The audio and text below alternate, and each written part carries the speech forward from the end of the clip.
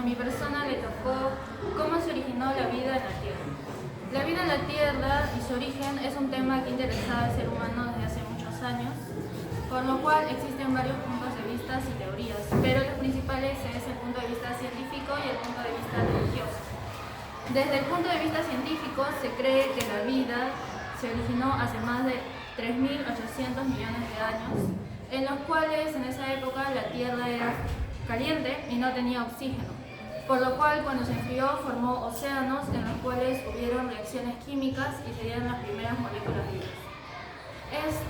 Esta idea se le conoce como la teoría de la sopa primordial, que fue propuesta por Oparin y Haldane y luego confirmada por el experimento de Miller y Urey.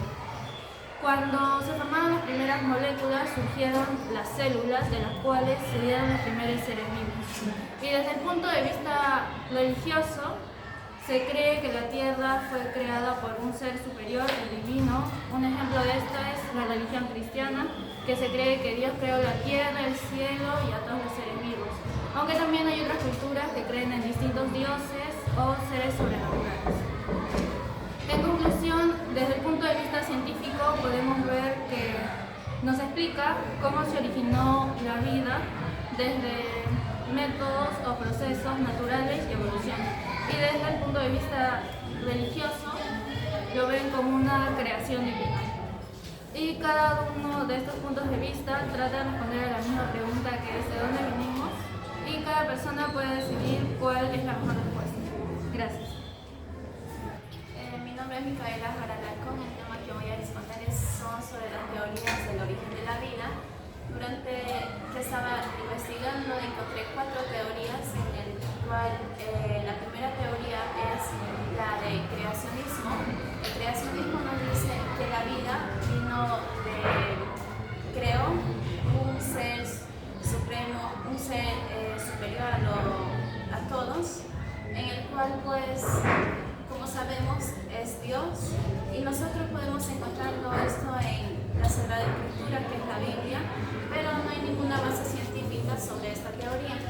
La segunda teoría es de la generación espontánea, que nos dice o que decía que la vida surgía de materia sin vida. La tercera teoría es de panspermia, que nos decía que la vida vino del espacio, y meteoritos con microorganismos. La cuarta teoría es de quimiosintética, que nos dice que la vida surgió a través de reacciones químicas entre gases primitivos. De estas 4 teorías, científicamente la más acertada es la teoría quimiosintética. Muchas gracias. Le voy a poner sobre la teoría cronista. La teoría cronista se basa en la creencia de que el universo y la vida en la Tierra fueron creados por una entidad divina o sobrenatural, como por ejemplo algunos de los argumentos y creencias que sustentan su teoría. Algunos son la complejidad del universo de analistas, argumentan que la complejidad y el orden del universo no pueden explicarse solos. Muchas gracias. Mi nombre es Kayla y a mí me tocó hablar sobre la teoría de la generación espontánea. La teoría de la generación espontánea sostenía que la vida podía surgir de la materia sin vida, como gusanos de carro o ratones de trigo. Fue defendida por Aristóteles, por Juan Hermón y Nedman, pero más tarde fue refutada por Spallan, Janin y Pasteur, quienes demostraron que la vida solo puede provenir de otra vida preexistente. Gracias. Yo voy a hablar sobre qué se sustenta la teoría evolucionista. La teoría evolucionista explica cómo las especies cambian y se adaptan con el tiempo para sobrevivir. Charles Darwin propuso la idea de la selección natural, que dice que los organismos con características más útiles sobreviven más, se reproducen y permiten su arraigo a sus descendientes. Con mi parte me tocó exponer sobre qué sustentan las teorías cosmogónicas. Bueno, en primer lugar, la teoría cosmogónica se refiere a todas las explicaciones mitológicas, religiosas o científicas sobre el origen y creación del universo. Existen muchas teorías cosmogónicas y cada una se sustenta en diferentes evidencias y razonamientos. Entre ellas tenemos la teoría del Big Bang, el cual esta teoría se sustenta en una evidencia observacional, como por ejemplo es la extensión del universo, la radiación cósmica y la abundancia de elementos ligeros. También tenemos otro que es mitologías antiguas, el cual esta teoría se sustenta en tradiciones orales, en textos sagrados y en la práctica de prácticas culturales de diferentes civilizaciones. Por último tenemos la teoría de religiones, el cual esta teoría se basa en textos sagrados y tradiciones de fe. En fin, todas estas teorías cosmogónicas tratan y buscan de explicar cómo se originó y creó el universo. Gracias.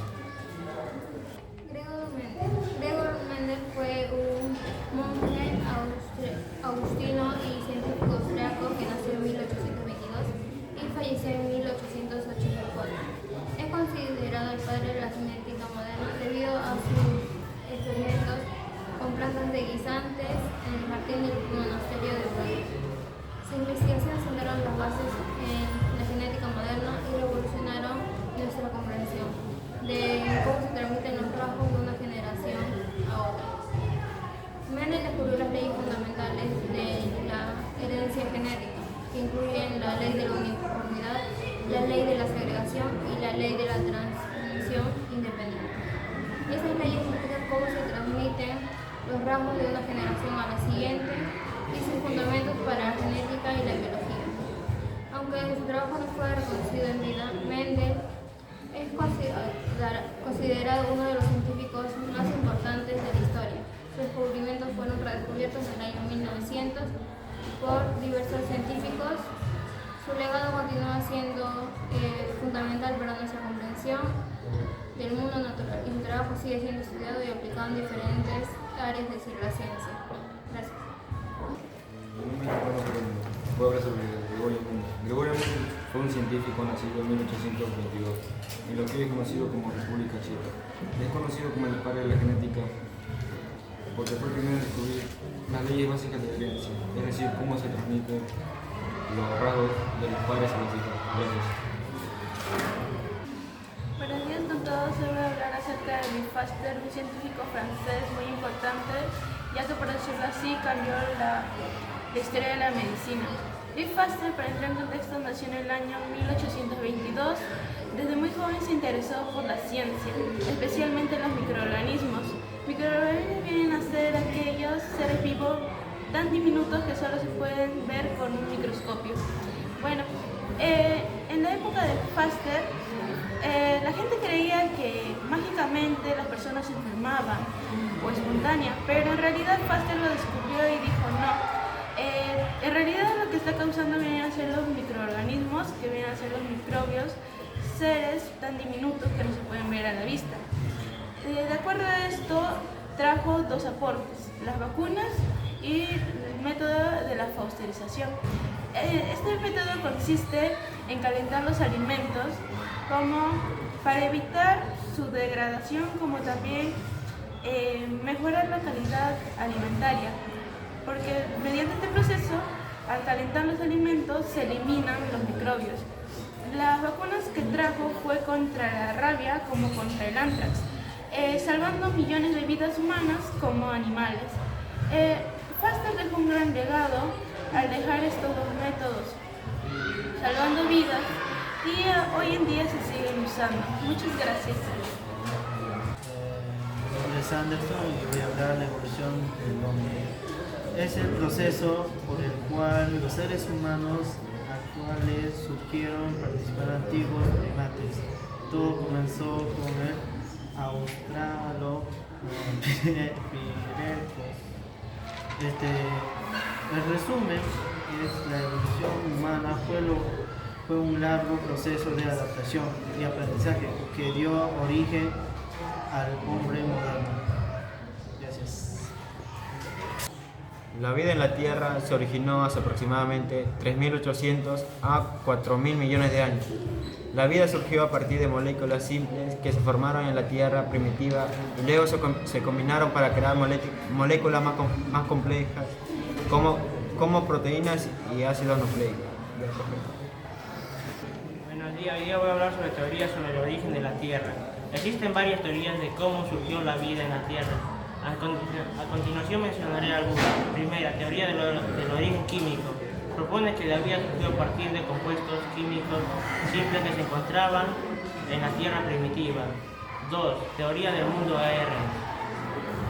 Sugiere que el ARN, ácido ribonucleico, fue la primera molécula que almacenó información genética y catalizó reacciones químicas.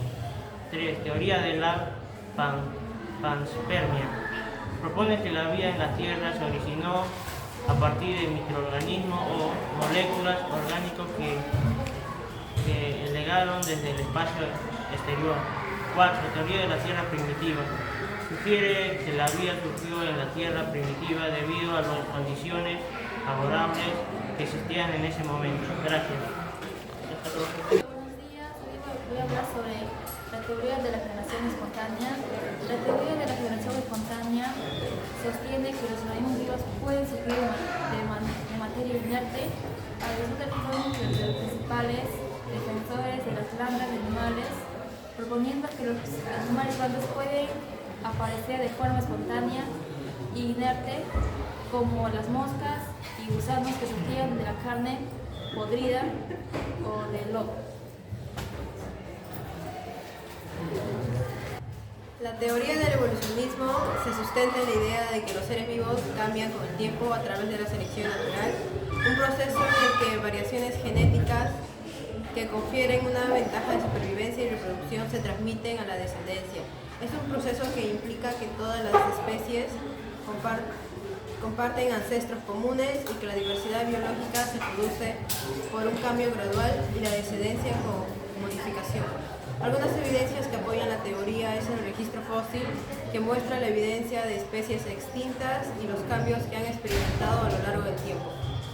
La anatomía comparada, que es la presencia de estructura homólogas y análogas.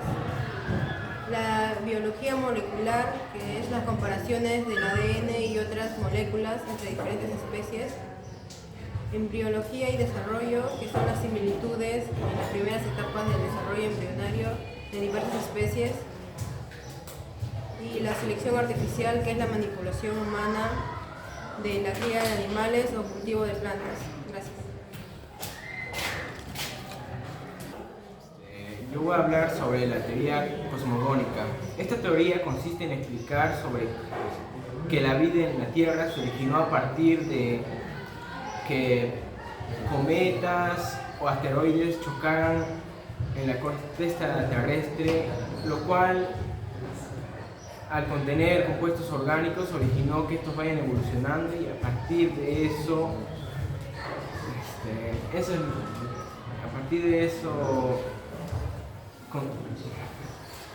se ha generado la vida en la Tierra. Mi nombre es Ludovic Rojas. Voy a hablar sobre Charles Darwin. Charles Darwin, un conocido científico, nacido en 1809 en Inglaterra, muy conocido por su teoría de la evolución.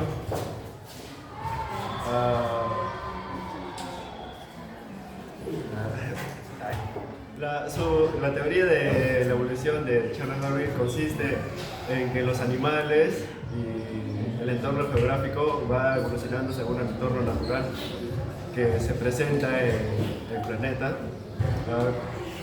Se puede ver que los animales van evolucionando no por la fuerza, sino su proceso de adaptación ante los cambios de clima que se forman en el transcurso de las décadas. Y también el proceso geográfico que ocurre, como la creación de las islas y entre otras. Charles Darwin tuvo un gran prestigio por su teoría y es muy conocido gracias a ella. Buenos días con todos, soy Grecia Rupert Ortega y voy a decir sobre Carlos Darwin. Carlos Darwin fue un naturalista inglés que revolucionó la biología con a través de su teoría de la evolución de las especies, según su selección natural. Carlos Darwin nació el 12 de febrero de 1809 y falleció el 19 de abril de 1882. Es considerado como uno de los científicos más influyentes de la historia. Gracias. Buenos días, mi nombre es Julián Herrera. Hoy les voy a hablar sobre Louis Pasteur. Louis Pasteur fue un científico francés conocido como el padre de la microbiología moderna. Fue conocido por sus internacionales descubrimientos en la ciencia de la medicina humana. Sus trabajos centraron más en la microbiología y llegaron a la conclusión de que las enfermedades infecciosas eran realizadas por microorganismos, dando así el impulso a realizar la medicina humana científica. Muchas gracias. Mi nombre es Claudia Hidalgo Puyantes y voy a dar mi opinión acerca de las informaciones que dan mis compañeros. Mi opinión crítica y propia es que la verdad me pareció muy interesante las teorías amplias que han dado a conocer. Y la verdad es que me gustaría mucho que investigaran, tanto como usted, Laura, para tener una mejor información y aprendizaje más que todo. Gracias. Acerca de la exposición que han realizado sus compañeros, ¿crees que es útil grabar este tipo de clases? Sí, ya que nos permite para tener un poquito más de conocimiento y saber por dónde es la clase y para poder mejorar. Agradezco a todas las personas que ven este medio de exposición que realizan mis compañeros, ¿no? Y que van a estar informados de todo lo que sucede,